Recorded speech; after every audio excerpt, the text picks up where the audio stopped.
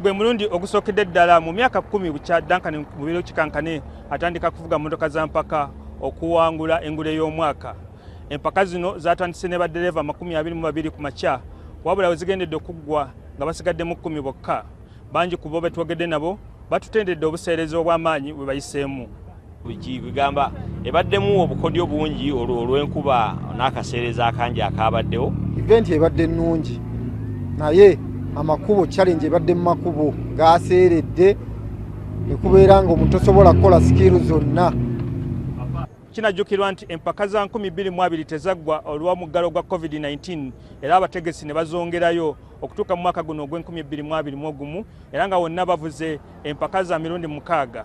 Mubiru atubuulidde nti nno obuwanguzi buno abufunyemu bingi ebyokuyiga.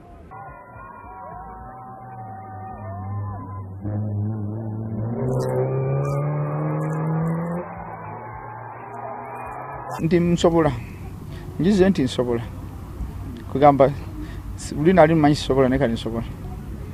Twogeddeko n'abavuzi abalala beetabye mu mpaka za leero era nga buli omu empaka zino azoogerako bubwe.